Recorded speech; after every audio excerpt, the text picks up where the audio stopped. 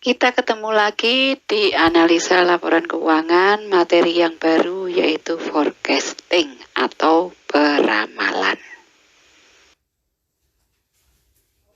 Apa sih forecasting itu?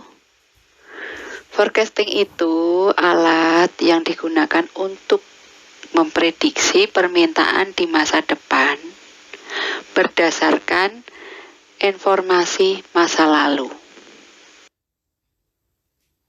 Nah, fungsinya apa tuh? Nah, digunakan untuk perencanaan jangka panjang atau biasa disebut untuk strategic planning. Yang kedua adalah dipakai dalam finance and accounting, yaitu budgeting dan cost control atau kontrol biaya. Nah, kemudian dipakai untuk marketing, yaitu memprediksi penjualan dan produk baru. Kemudian dipakai untuk produksi dan gambaran fungsi marketing itu seperti ini. Kita contohkan. Kita memprediksi masa depan dengan melihat data masa lalu. Ini contoh permintaan untuk Mercedes E-Class. Di sini dari Januari, Februari, Maret, April, Mei, Juni. Nah, Julinya berapa? Nah,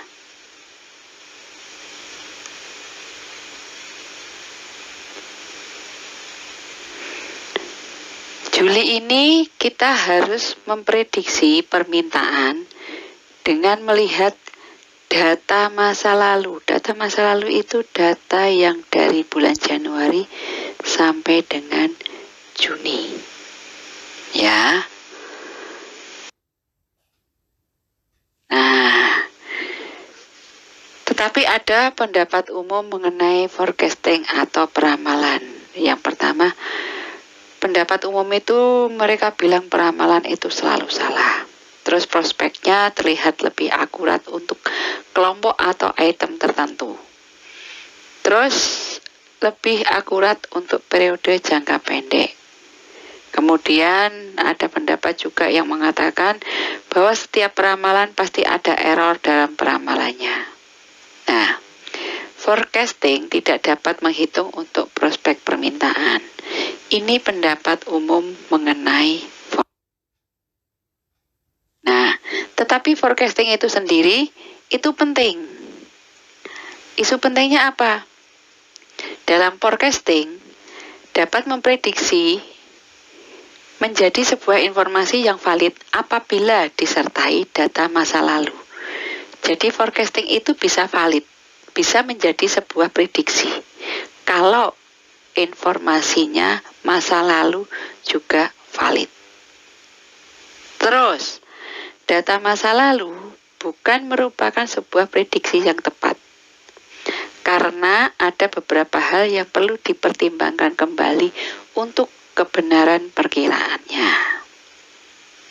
Nah, jadi yang harus diingat, forecasting itu hanya berdasarkan asumsi bahwa masa lalu akan terjadi di masa depan. Dan harap dipertimbangkan kembali apakah kejadian masa lalu yang Anda prediksikan itu akan terjadi di masa depan. Sekarang kita pakai contoh soal.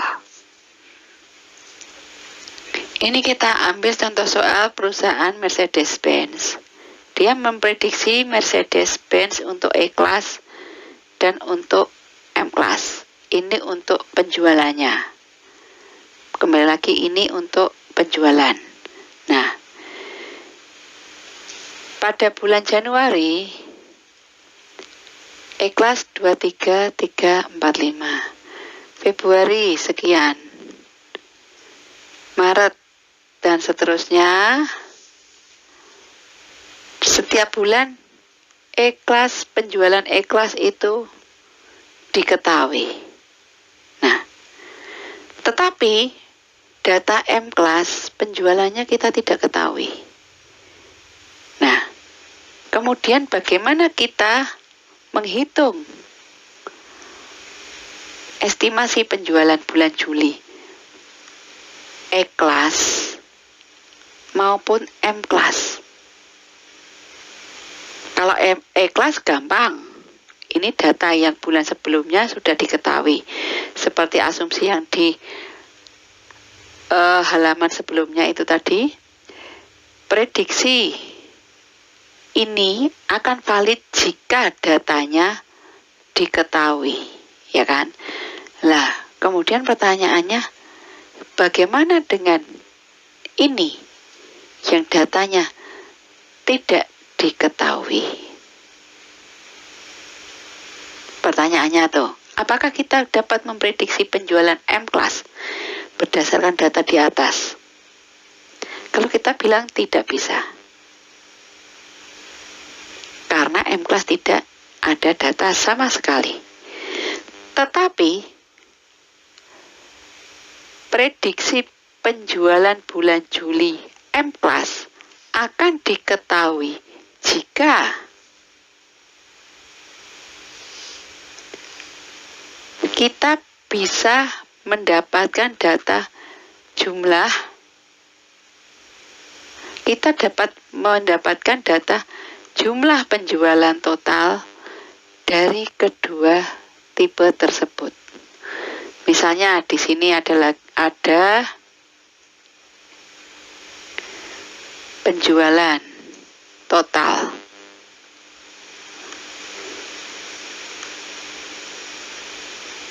Aduh, tulisannya jelek ya. Susah guys.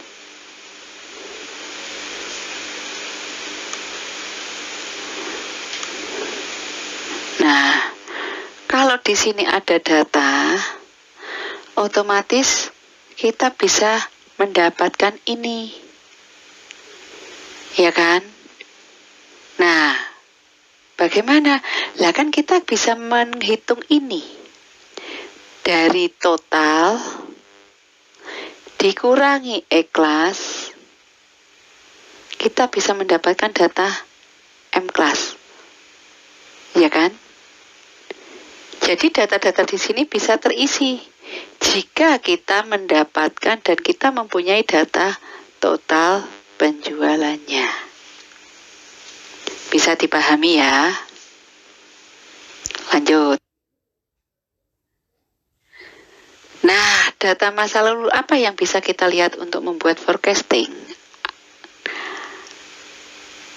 Yang pertama adalah kita bisa melihat tren. Yang kedua, kita bisa melihat musim. Musim apa sih? Pada bulan ini terjadi musim apa ya? Ini nanti kalau berulang berarti ini musimnya akan sama dengan ini. Ini untuk musim. Duh, bikin panah juga susah. Terus kita bisa melihat siklus. Kapan penjualan kita itu akan naik? Kita bisa memprediksi pada periode kapan. Ini periodenya. Kita mencapai penjualan puncak.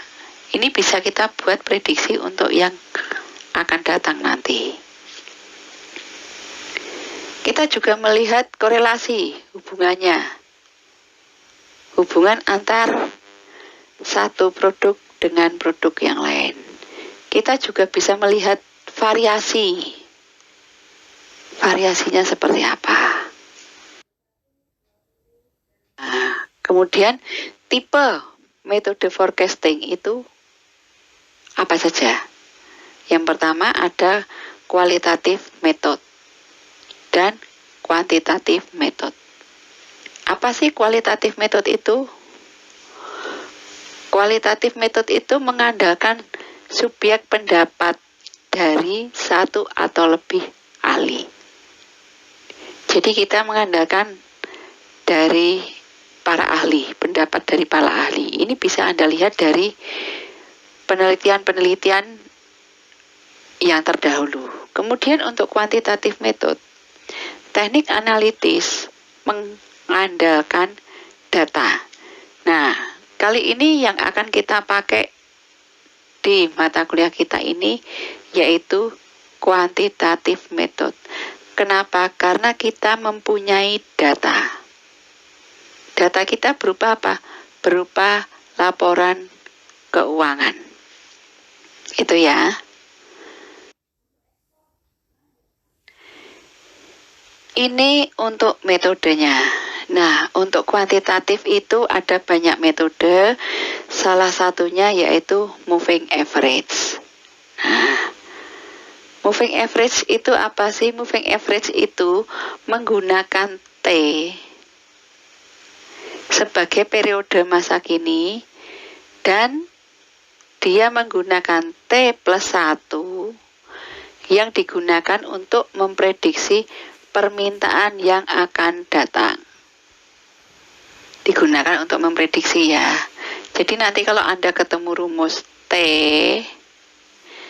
itu yang periode sekarang, sedangkan T plus 1 itu untuk memprediksi permintaan yang akan datang. Nah, sedangkan moving average itu ada dua tipe, yaitu simple moving average dan weighted moving average. Nah, asumsi moving average model itu merupakan prediksi yang lebih atas permintaan masa depan jika dikombinasikan dengan data permintaan masa lalu. Jadi, di moving average ini kita berasumsi bahwa masa depan itu prediksinya akan prediksi lebih atas permintaan dibandingkan dengan data yang masa lalu. Jadi pasti lebih banyak, permintaannya akan lebih banyak. Itu asumsi di moving average ya. Sekarang kita pelajari yang paling yaitu simple moving average. Simple moving average. Rumusnya apa sih? Nah, F T plus 1, tadi kan T itu kan periode sekarang. T plus 1 berarti periode 1 plus sekarang plus 1 berarti tahun depan itu ya, atau bulan depan. Nah, rumusnya apa?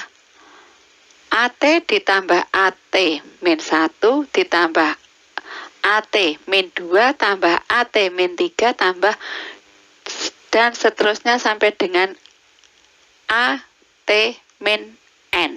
N itu apa sih? Nah, nanti kita lihat ya. Dibagi dengan N. Nah, sekarang kita lihat per masing-masing itemnya. T di sini periode masa saat ini, yaitu T. Periode sekarang. Kalau sekarang berarti tahun 2020. T-1, kalau misalnya asumsinya ini T plus 1 itu kita memprediksi tahun 2021, berarti AT ini adalah periode 2020. T-1 2019. Nanti T-2 di sini 2018 sampai dengan mau dibagi berapa periode yang akan kita lihat. Nah, A ini adalah di sini kita actual sales. Di sini kita akan melihat satu item saja yaitu sales, khusus di pendapatan saja, di penjualan. Ya. Nanti di tugas akan saya jelaskan untuk lebih detailnya. Ini saya contohkan, ini ada data penjualan minuman dalam kemasan botol. Ini saya contohkan dari Teh Botol Sosro. PT Botol Sosro Anda tahu kan, itu produknya tidak hanya kemasan botol, tapi banyak yang dari kotak. Ini yang saya contohkan untuk kemasan botolnya saja. Nah, dari tahun 2015 sampai dengan tahun 2020, ini sudah diketahui sekian unit botolnya ya. Nah, sekarang kita mau memprediksi tahun 2021. Ini hanya contoh saja. Kemudian pertanyaannya, berapa botol yang akan dijual di tahun 2021 nanti? Nah,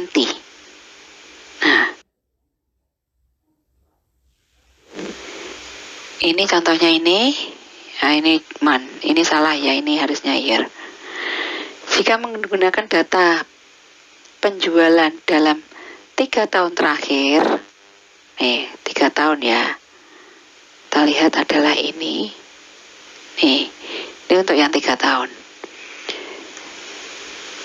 Prediksi nanti tahun 2021 dengan menggunakan rumus A 2020 ini ditambah A 2019 ditambah A 2018 dibagi 3. Ini 3 tahun.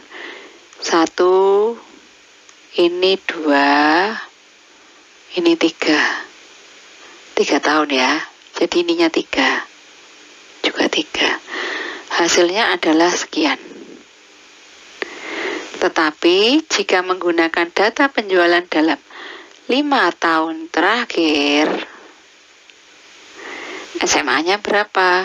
Nah, 1, 2, 3, 4, 5 dibagi 5. Hasilnya sekian. Nah, beda ya hasilnya.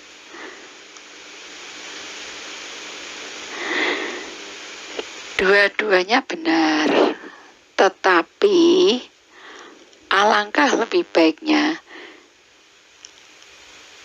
jika data kita lebih banyak, akan lebih mendekati